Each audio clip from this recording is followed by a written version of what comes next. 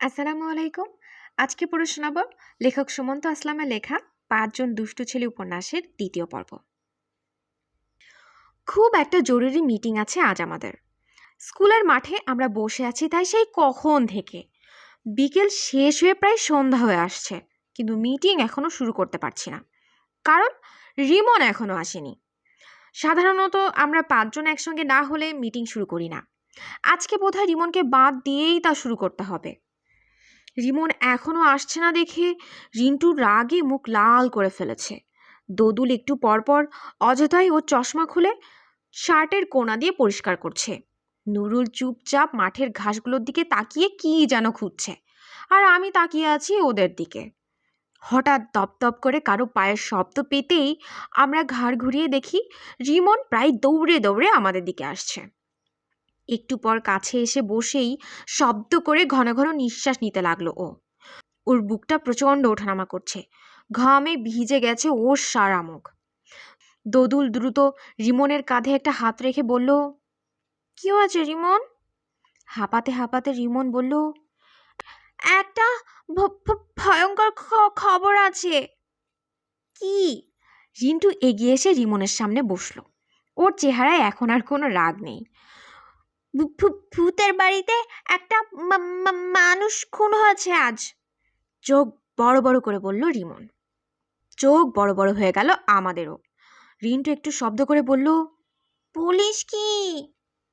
হ্যাঁ, এই তো একটু আগে পুলিশ এসে লাশটা নিয়ে গেল। তুই দেখেছিস লাশটা? দেখতেই তো গিয়েছিলাম, কিন্তু তার আগেই পুলিশ নিয়ে গেছে লাশটা। এখানে আসতে তো সেজন্যই দেরি হলো। সত্যি ভয়ঙ্কর ব্যাপার। আচ্ছা, খুনটা কে করলো? দোদুল ভয় ভয় মুখে বলল, আমি জানি না। ভূতের বাড়িতে খুনটা তো তাহলে ভূতই করেছে। আমি দোদুলের দিকে তাকিয়ে বললাম, আমারও তাই মনে হচ্ছে।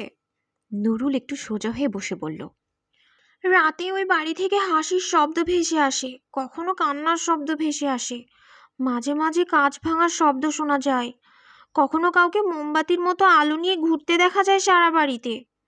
সে বাড়িতে একটা খুন হয়েছে, সেটা ভূত ছাড়া কেউ করতে পারে না। আমি আবার বললাম, খুন কে হয়েছে জানিস? রিমনের দিকে তাকালো রিন্টু। আমরা তাকে চিনি। কে? ওই যে মোল্লাবাড়ির একটা ছেলে ছিল না, আমাদের মতোই বয়স, সারাক্ষণ খালি গায়ে এখানে ওখানে ঘুরে বেড়াতো।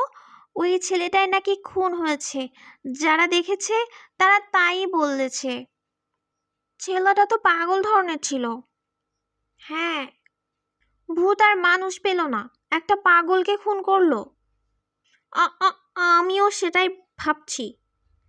এর পেছনে নিশ্চয়ই কোনো বড় কারণ আছে। নুরুল খুব গম্ভীর মুখে বলল, অবশ্যই। আমি দোদুলের দিকে তাকিয়ে বললাম, আমাদের কাজ বোধহয় একটা বেড়ে গেল। নুরুল বলল, আজকে যে বিষয়গুলো নিয়ে মিটিং হওয়ার কথা ছিল সেগুলো আগে শোনা যাক। দোদুল আমার দিকে তাকিয়ে বলল, তীব্র কথাটা তুই বল। পকেট থেকে একটা কাগজ বের করে আমি বললাম, আমাদের প্রথম কাজ হচ্ছে উত্তরপাড়ার সঙ্গে ক্রিকেট খেলবো আমরা, তার প্রস্তুতি নেওয়া এবং ওদের সঙ্গে কথা বলা। 2, নতুন যে পাখির বাসা আমরা দেখেছি তার প্রতি খেয়াল রাখা। রিন্টু আমাদের সবার দিকে তাকিয়ে বলল, এবার 3 নম্বর কাজটা হলো ছেলেটা কেন খুন হলো তা বের করা। ভূত কেন খুন করলো সেটা কি আমাদের জানার দরকার আছে? রিমন ওর চেহারাটা ভয় ভয় করে বলল, আছে। হ্যাঁ, অবশ্যই আছে। একটা খুন হলো আর আমরা সেটা তদন্ত করব না, তা কি হয়? আমাদের 5.com-এর কাজ তো এটাই। দোদুল বলল, ভূতের ব্যাপার তো। রিমন মিনমিন করে বলল, তাতে কি? রিমনের চেহারা আরো ভয় ভয় হয়ে গেল। বলল, যদি তদন্ত করার সময় ভূত ঘাড় মটকে দেয়? রিন্টু লাফ দিয়ে উঠে দাঁড়িয়ে বলল, তাহলে আমরাও ঘাড় মটকে দেব ভূতের। রাজি? একটা হাত বাড়িয়ে দিয়েছে রিন্টু। আমরা 4 জন লাফিয়ে উঠে ওর হাতের উপর হাত রেখে বললাম, রাজি। ক্লাসের ভেতরে রশিদ স্যার আর জামান স্যারকে একসঙ্গে ঢুকতে দেখে অবাক হয়ে গেলাম আমরা। রশিদ স্যার আমাদের অঙ্ক করান, জামান স্যার পড়ান বিজ্ঞান। এখন তো বিজ্ঞান ক্লাস, তাই ক্লাসে এখন জামান স্যারের আসার কথা, কিন্তু দুই স্যার একসঙ্গে ক্লাসে ঢুকলেন, কোনো সমস্যা হয়নি তো? কিন্তু ভালো করে রশিদ স্যারের দিকে তাকাতেই বুঝতে পারলাম না, স্কুলে কোনো সমস্যা হয়নি, কারণ জামান স্যারের সারা মুখে হাসি। রশিদ স্যারও হাসছেন। হাসতে হাসতেই রশিদ স্যার একটু এগিয়ে এসে নুরুলকে বললেন, কিরে নুরুল, তুই যে একেবারে নায়ক হয়ে গেলি।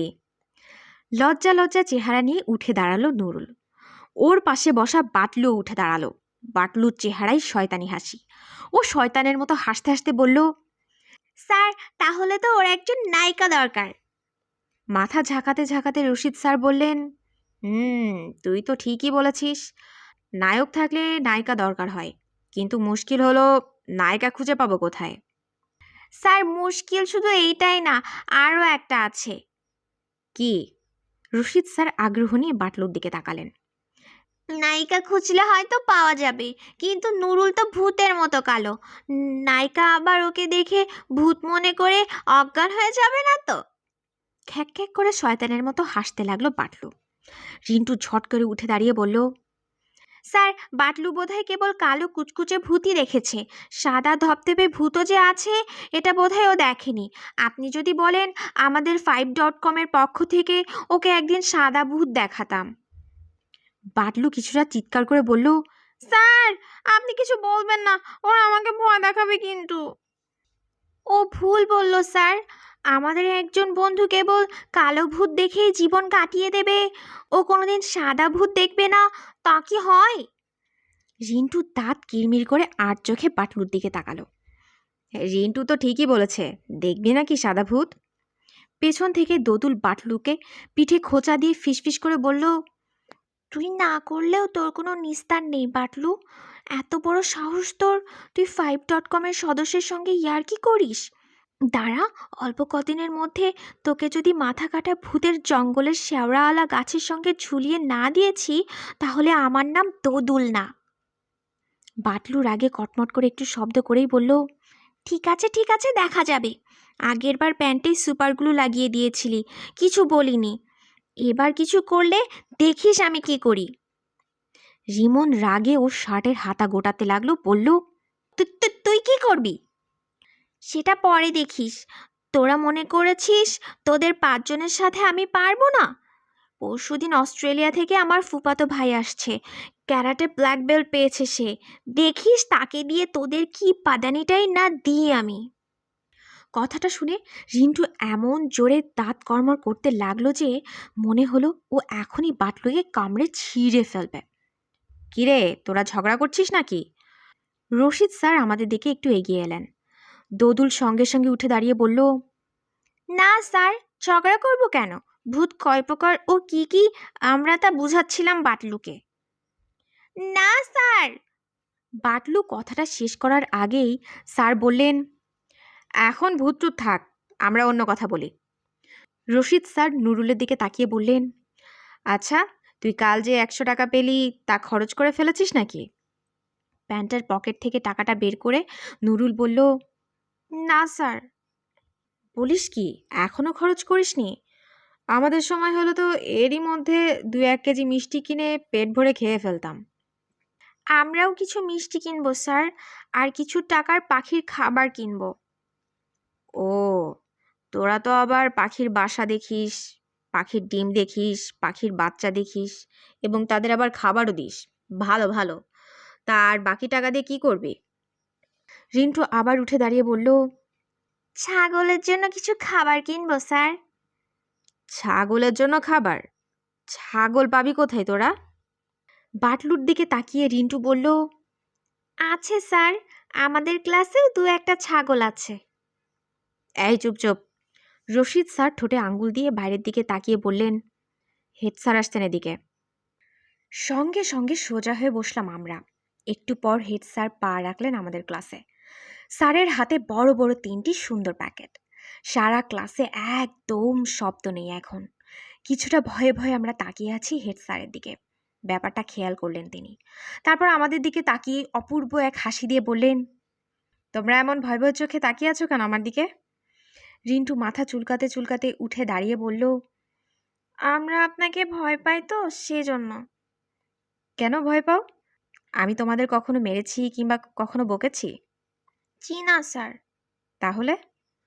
তাহলে স্যার, আপনার কথা মনে হলে আমাদের বুকের ভেতরে কে যেন গুতায় আর বলে, ভয় পা ভয় পা, তাই ভয় পাই। হেড স্যার রুবার দিকে তাকিয়ে বললেন, তোমরাও ভয় পাও নাকি?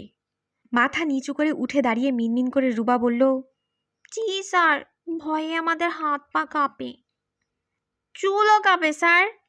রূপার দিক থেকে চোখ ফিরিয়ে হেড স্যারের দিকে তাকালো রিন্টু। চুল আবার কাঁপে নাকি কখনো? হেড স্যার রিন্টুকে বললেন, জি স্যার, ছেলেদের চুল ছোট তাই কাঁপে না, কিন্তু মেয়েদের চুল বড় তো তাই কাঁপে। তুমি কি করে বুঝলে চুল কাঁপে? ভয়ে যদি চুল খাড়া হতে পারে তবে কাঁপতে পারবে না কেন স্যার? যুক্তি তো ভালোই দিয়েছ। হেড স্যার রিন্টুর দিক থেকে নুরুলের দিকে তাকিয়ে বললেন, বাবা নুরুল, একটু এদিকে আয় তো বাপ। নুরুল কিছুটা ভয়ে ভয়ে এগিয়ে গেল স্যারের দিকে। নুরুল কাছে যেতেই স্যার একটা প্যাকেট খুলে ফেলে নীল রঙের একটা শার্ট বের করে নুরুলের হাতে দিয়ে বললেন, বাবা নুরুল, কাল সারা রাত একদম ঘুম হয়নি রে বাপ। সারা রাত আনন্দে কেঁদেছি। বুড়ো হয়েছি তো, শুধু শুধু চোখে পানি আসে। কত চেষ্টা করার পর স্কুলে একটা বিল্ডিং করার অনুমতি পেলাম, কিন্তু শর্ত একটাই ছিল, পরিদর্শক সাহেব পরীক্ষা করবেন স্কুলের ছাত্রদের। আমরা সেই পরীক্ষায় পাশ করেছি রে বাপ, শুধু তোর জন্য পাশ করেছি। তোর জন্য আমি একটা শার্ট, একটা প্যান্ট, একটা গেঞ্জি আর একটা কালো বেল্টের ঘড়ি এনেছি। খুব ভালোবেসে তোকে এসব দিচ্ছি রে। তুই তো আমার ছেলে না, একজন বাবা হয়ে ছেলেকে জিনিসগুলো দিচ্ছি। তুই প্রতিদিন এসব গায়ে দিয়ে স্কুলে আসবি। জীবনের শেষ বয়সে স্কুলের বিল্ডিংটা করে যাওয়া দেখে আর তোর দিকে তাকিয়ে আমি প্রতিদিন আনন্দে কাঁদব। ঝড় ঝড় করে কাঁদতে লাগলেন হেড স্যার। সঙ্গে সঙ্গে নাক টেনে টেনে কাঁদতে লাগলো রুবা, ছন্দা, পলিও। পানি চলে এসেছে আমাদের চোখেও। হেড স্যারের হাত থেকে প্যাকেটগুলো নিয়ে নুরুল তার সিটের দিকে এগিয়ে আসছে। প্যাকেট থেকে খোলা শার্টটা মেঝের সঙ্গে লাগছিল, তাই দেখে পলি কিছুটা ধমক দিয়ে বলল, এই নুরুল, দেখছিস না তোর শার্টটাতে ময়লা লাগছে? দে তো ভাঁজ করে দিই। অবাক হয়ে গেলাম আমরা। কদিন আগেও পলি আমাদের পাঁচজনের কাউকে দেখতে পারতো না, কথা বলতো না, এমনকি আমাদের দিকে তাকাতোও না। সেই পলি মায়ের মতো যত্ন করে নুরুলের শার্ট ভাঁজ করে প্যাকেটে ভরে দিচ্ছে।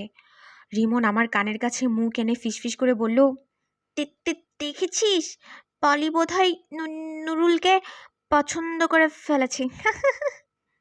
চুপ! আমি হাত দিয়ে রিমনের মুখটা চেপে ধরলাম। নুরুল এসে ওর সিটে বসতেই হেড স্যার আরও বেশি হাসতে হাসতে বললেন, তোমাদের জন্য একটা সুখবর আছে। বছর ধরে তো স্কুলে কোনো পিকনিক হয় না, এবার একটা পিকনিক হবে স্কুলে। আর পিকনিকের জন্য আমি স্কুলের পক্ষ থেকে তোমাদের 10,000 টাকা প্রদান করলাম। হেড স্যারের কথা শেষ হওয়ার সঙ্গে সঙ্গে রিন্টু লাফ দিয়ে বেঞ্চে দাঁড়িয়ে চিৎকার করে বলল, আমার স্যার, তোমার স্যার।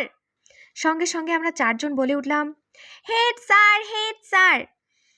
হেড স্যার কিছুটা রাগি রাগি চেহারা করতে গিয়ে হেসে ফেলে বললেন, হেই পাগল, কি করছিস? হেড স্যারের দিকে তাকিয়ে রিন্টু শক্ত হয়ে বলল, স্যার, আপনি আমাকে মেরে লম্বা করে ফেলুন আজ, 4-5টা বেদ ভাঙন আমার পিঠে, তবু আমি আজ এটা করবই। সবাই বলো, আমার স্যার, তোমার স্যার। ক্লাসের সব ছাত্রছাত্রী একসঙ্গে বলে উঠলাম, head sir, head sir. Tiffin পিরিয়ডে স্কুলের জামতলায় বসে আছি আমরা।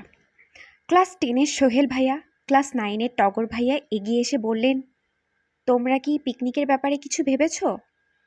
দোদুল বলল, না তো ভাইয়া।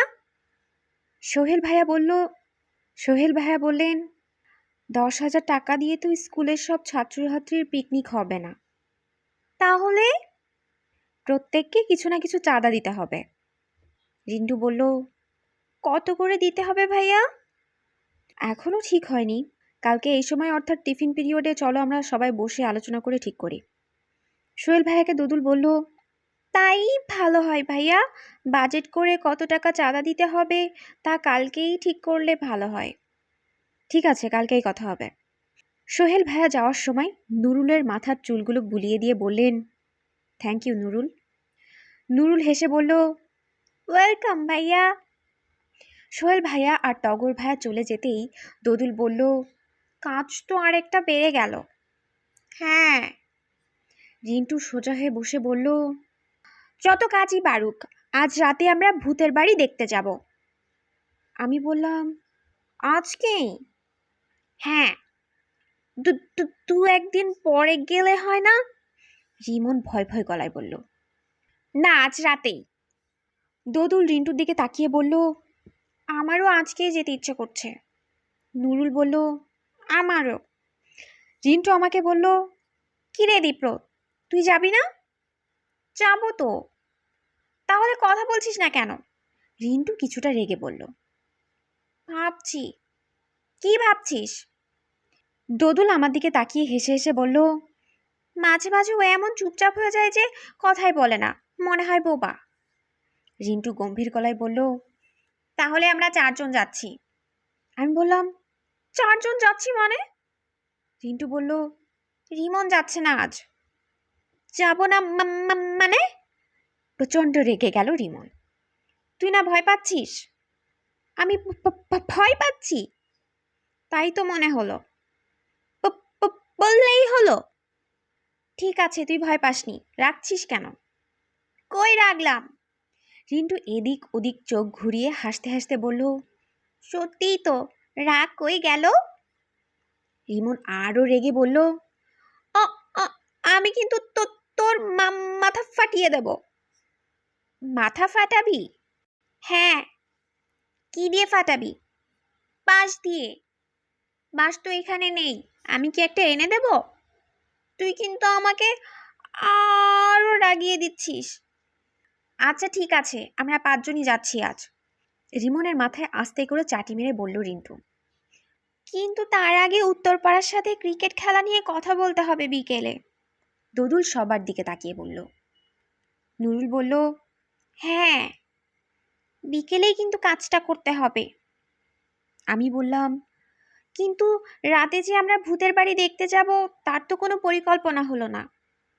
রিন্টু আমার দিকে তাকিয়ে বলল, পরিকল্পনাটা বিকেলে করলে হয় না? আমি বললাম, না, এখনই ফাইনাল করা উচিত। রিন্টুর দিকে তাকিয়ে দোদুল বলল, একটা জায়গায় আমরা জড়ো হব আগে। রিন্টু বলল, রাত কয়টায়? নুরুল বলল, ঠিক 12:30টায়। কোন জায়গায় জড়ো হব আমরা? নুরুল সবার দিকে তাকালো। আমার দিকে তাকাতেই বললাম, রিমনদের বাসার সামনে যে খালি মাঠটা আছে সেখানে জড়ো হলে কেমন হয়? রিমন খুশি খুশি চেহারা করে বলল, খুব ভালো হয়। রিমনের দিকে তাকিয়ে রিন্টু বলল, নিজের বাসার সামনে তো ভালো তো হয়ই, কিন্তু তোকে একটা কাজ করতে হবে এর জন্য।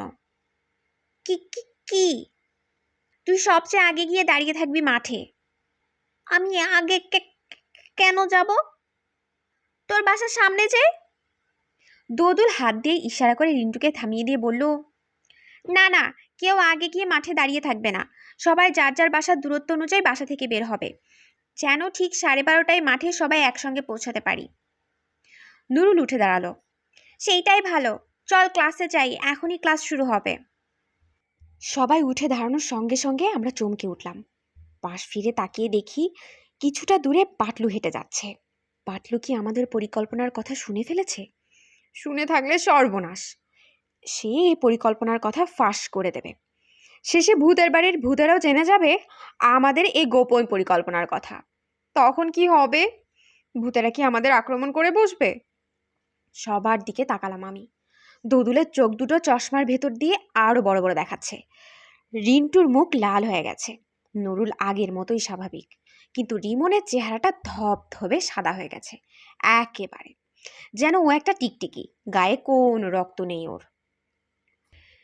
বিকেল বেলায় উত্তরপাড়ায় গিয়েছিলাম আমরা, যদিও সবকিছু আগেই বলা হয়েছিল। আজ গিয়েছিলাম শুধু দেখা করার জন্য। আমাদের দেখে ওরা এত খুশি হলো যে ওদের ক্রিকেট দলের ক্যাপ্টেন রাশেদ তো আমাদেরকে ওদের বাসায় নিয়ে গিয়ে 2টো করে মিষ্টি খাওয়ালো। আমাদের 5 জনেরই মন ভালো হয়ে গেল সঙ্গে সঙ্গে। খেলা শুরু হবে কাল বিকেলে। আম্পায়ার থাকবেন 2 জন। একজন আমাদের পক্ষ থেকে আর একজন ওদের পক্ষ থেকে। বিরতির আগে একজন খেলা পরিচালনা করবে, আরেকজন করবেন বিরতির পরে। মাঠ আমাদেরটাও ব্যবহার করব না, ওদেরটাও না। পূর্বপাড়ায় বড় যে মাঠটা আছে, আমাদের খেলা হবে সেখানে। পূর্বপাড়ার ছেলেরা খুশি হয়ে স্বীকার হয়েছে। অবশ্য এর আগে ওরা অন্য এক দলের সঙ্গে খেলার জন্য আমাদের মাঠটা ব্যবহার করেছিল। ওদের ক্যাপ্টেন রাশেদ নতুন একটা প্রস্তাব দিয়েছে আজ। যে দল জিতবে তাকে তো একটা পুরস্কার দেওয়া দরকার, কিন্তু আমাদের দু দলে তো তেমন কোনো টাকা পয়সা নেই। তাহলে কি করব আমরা? অনেক কথা বলার পর শেষে এই সিদ্ধান্ত নেওয়া হলো যে যে দল জিতবে সে দলকে পরাজিত দল তাদের সবচেয়ে ভালো একটা ব্যাট ও ভালো একটা বল 1 মাসের জন্য দিয়ে দেবে। বিজয়ী দল 1 মাস ওগুলো ব্যবহার করে খেলবে, তারপর ফেরত দেবে। খুবই ভালো প্রস্তাব, সঙ্গে সঙ্গে রাজি হয়ে গেছি আমরা। রিন্টু অবশ্য একবার বলেছিল ব্যাট ও বলটা একেবারে দিয়ে দেওয়া হবে বিজয়ী দলকে, কিন্তু মুশকিল হলো একটা ব্যাট ও বল বিজয়ী দলকে একেবারে দিয়ে দিলে পরাজিত দলকে ভবিষ্যতে আবার খেলতে হলে নতুন করে ব্যাট ও বল কিনতে হবে, কারণ দু দলেরই মাত্র 2টো করে ব্যাট ও বল আছে। তাই দু দলই একসঙ্গে সে প্রস্তাব বাতিল করে দিয়েছে। স্কুলের কাছে এসেই নুরুল বলল, আজ আর বাইরে থাকবো না। আমি বললাম, কেন? কাল ক্লাসে পড়া আছে না, পড়াটা কমপ্লিট করে তারপর আবার রাতে বের হওয়ার জন্য প্রস্তুত হতে হবে। হ্যাঁ, ঠিকই বলেছিস। দুদুল সবার দিকে তাকিয়ে বলল, রাত কটায় আসতে হবে সবার মনে আছে তো এটা? আমরা সবাই মাথা কাত করে বললাম, হ্যাঁ মনে আছে। চোখে একটুও ঘুম নেই আমার, অথচ রাত 12টা বেজে গেছে। অন্যদিন হলে এতক্ষণে ঘুমিয়ে পড়তাম, কিন্তু ঘুম আসছে না মোটেই। আর মাত্র 15 মিনিট পর ঘর থেকে বের হব, তারপর আরও 15 মিনিটে রিমনের বাসার সামনে পৌঁছে যাব। এখনো ঘুমাচ্ছি না কেন? এখনো কেন লাইট জ্বালিয়ে রেখেছি? শরীর খারাপ করেছে কিনা? মা কিছুক্ষণ আগেও বারবার এমন জিজ্ঞাসা করছিল। আমি কিছু বলিনি, এটা ওটা বলে কাটিয়ে দিয়েছি। তারপর লাইট নিভিয়ে ঘুমিয়ে পড়ার ভান করেছি। আমার হাত ঘড়িটার একটা বোতাম টিপলে অল্প আলো হয় ঘড়িতে। ঘড়ির বোতামটা টিপে দেখি 12টা বেজে 10 মিনিট। খাট থেকে নেমে আমি জুতোজোড়া পরে নিলাম। তারপর প্রয়োজনীয় সব জিনিস নিয়ে দরজার ছিটকিনিটা খুলে বের হয়ে এলাম চুপচাপ। বাইরে থেকে দরজাটা আটকিয়ে বাসার পেছনে দেয়ালে উঠলাম। যতটুকু সম্ভব শব্দ না করে লাফ দিলাম বাসার বাইরে। সঙ্গে সঙ্গেই বুকের ভেতরে মোচড় দিয়ে উঠল আমার। চারিদিকে ঘুটঘুটে অন্ধকার, একটুও আলো নেই কোথাও। কিছুক্ষণ সেভাবে দাঁড়িয়ে রইলাম আমি। তারপর পা টিপে টিপে রওনা দিলাম রিমনের বাসার দিকে। রিমনের বাসার কাছাকাছি এসে সামনের মাঠের দিকে তাকিয়ে দেখি ওরা 4 জন এসে গেছে। এই অন্ধকারের মাঝেও দেখতে পেলাম ওরা কি নিয়ে যেন হাত নেড়ে নেড়ে কথা বলছে। আমাকে দেখে নুরুল এগিয়ে এসে বলল, দেরি করলি যে? ঘুটঘুটে অন্ধকার। রিন্টু একটু রেগে বলল, আমরা বুঝি আসিনি? আমি সরি। দোদুল আমাদের সবার দিকে তাকিয়ে বলল, ওকে চল রওনা দেওয়া যাক। কিছু দূর যাওয়ার পর গোরস্থানের রাস্তায় পা দেওয়ার সঙ্গে সঙ্গে রিমন কেমন যেন চিউ চিউ করে উঠল। রিন্টু সঙ্গে সঙ্গে ফিসফিস করে বলল, রিমন এমন করলি কেন? এমনি। ভয় পেয়েছিস? না। তাহলে এমন করছিস কেন? আর করব না। আমি রিমনের পাশে গিয়ে ওর হাতটা ধরলাম। রিমন কেমন যেন অল্প অল্প কাঁপছে। আমি ওর কানের কাছে মুখ নিয়ে বললাম, ভয়ের কিছু নেই, আমি আছি তোর পাশে। গোরস্থানের কাছাকাছি এসেই আমরা 5 জন প্রায় গা ঘেঁষাঘেঁষি করে হাঁটতে লাগলাম। এর মধ্যে রিমন আবার চিউচিউ করে উঠল। রিন্টু এবার রাগ করে বলল, আর একবার এরকম শব্দ করেছিস তো তোকে বাসায় রেখে আসবো আমরা। রিমন আস্তে করে বলল, সরি। কিন্তু আমার কাছে মনে হলো ও আবার চিউচিউ করে উঠল। গোরস্থান পার হয়ে বাঁ দিকে যে মাটির রাস্তা গেছে, আমরা সেদিকে পা বাড়ালাম। সামনে বিরাট একটা বটগাছ। গাছটার কাছে পৌঁছার সঙ্গে সঙ্গে বেশ কয়েকটা বাদুড় শব্দ করে উড়ে গেল। আমরা 5 জনই সঙ্গে সঙ্গে থমকে দাঁড়ালাম। আমরা এবার 5 জনই ভয় পেয়েছি। বট গাছ পার হয়ে সামনে তাকালেই ভূতের বাড়িটা দেখা যায়। আমরা বট গাছ পার হয়ে সামনের দিকে তাকালাম, কিন্তু ভূতের বাড়ির ছায়াটাও দেখতে পেলাম না সেদিকে। আরও একটু এগিয়ে গেলাম আমরা। হঠাৎ একটা শেয়াল দৌড়ে গেল আমাদের সামনে দিয়ে। কিছু দূর গিয়ে শেয়ালটা দাঁড়িয়ে পড়ে তাকিয়ে রইল আমাদের দিকে। দোদুল মাটি থেকে কি একটা যেন তুলে ঢিল মারল শিয়ালটাকে। দৌড়ে পালিয়ে গেল সে পাশের জঙ্গলে। আমরা আরও একটু এগিয়ে গেলাম। আমাদের কাছ থেকে ভূতের বাড়িটা এখন মাত্র 20-25 হাত দূরে। হঠাৎ দোদুল দুহাত দুদিকে দিয়ে আমাদের সামনে যেতে বাধা দিল। তারপর ফিসফিস করে বলল, সামনের দিকে তাকা সবাই। আমরা সামনের দিকে তাকিয়েই চোখগুলো বড় বড় করে ফেললাম। দুটো মোমবাতির মতো আলো একবার এদিকে যাচ্ছে আরেকবার ওদিকে। আলোগুলোর পেছনে কে যেন হেঁটে যাচ্ছে ছায়ার মতো। কিছুক্ষণ এভাবে হাঁটার পর আর দেখা গেল না আলোগুলো। চুপচাপ আমরা 5 জন দাঁড়িয়ে আছি। দিনের বেলা এ বাড়ি খুব সাধারণ একটা বাড়ি মনে হয়। 150 বছর আগে এক জমিদার এ বাড়িটা তৈরি করেছিলেন। এখন আর এখানে কেউ থাকে না। কিন্তু রাত হলেই কেমন যেন হয়ে যায় বাড়িটা। অন্ধকার সে বাড়ি থেকে হাসির শব্দ আসে, কখনো কান্নার শব্দ আসে, কখনো ভারী কিছু পড়ার শব্দ শোনা যায়, কখনো শোনা যায় কাঁচ ভাঙার শব্দ। নুরুল হঠাৎ ইশারা করে সবাইকে আকাশের দিকে তাকাতে বলে ফিসফিস করে বলল, আজ তো বোধহয় অমাবস্যা। রিমন বলল, তাই নাকি? দুদুল আকাশের দিকে তাকিয়ে বলল, হ্যাঁ, চাঁদ দেখছি না তো আকাশে। তাই তো বলে এত অন্ধকার কেন আজ রাতে? রিন্টু গলা চেপে কথাটা বলল, অমাবস্যার রাতে নাকি ভূতেরা আনন্দ করে। আমি বললাম, হ্যাঁ, সেদিন ওদের খেপালে ওরা মানুষের ক্ষতি করে ভীষণ। নুরুল বলল, তাই তো শুনেছি। চল আজ তাহলে ভূতের বাড়ি দেখে কাজ নেই।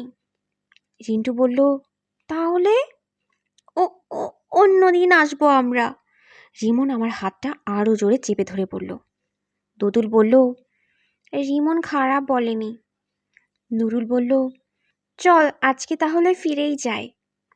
রিন্টু বলল, যাবি? দুদুল বলল, আরেকদিন তো আসবোই আমরা। রিন্টু অনিচ্ছা সত্ত্বেও বলল, তোরা যখন বলছিস তাহলে চল, সবাই চলে যাই, আরেকদিন আসবো। আমরা ফিরে আসতে লাগলাম পা টিপে টিপে। কিন্তু গোরস্থানের কাছে এসে হঠাৎ আমরা চমকে উঠলাম। খসখস শব্দ করে কে যেন পেছন পেছন আসছে আমাদের। ঝট করে আমরা 5 জনই একসঙ্গে পিছন ফিরে তাকালাম এবং সঙ্গে সঙ্গে দেখতে পেলাম মানুষের মতো লম্বা কি যেন একটা দ্রুত সরে গেল গোরস্থানের বাঁ দিকের দেয়ালের পাশে। 5 জন দুষ্টু ছেলে উপন্যাসের 2 নম্বর পর্ব এখানেই শেষ। এর পরের পর্বগুলো নিয়ে খুব শীঘ্রই আসছি আমাদের ইউটিউব চ্যানেলে।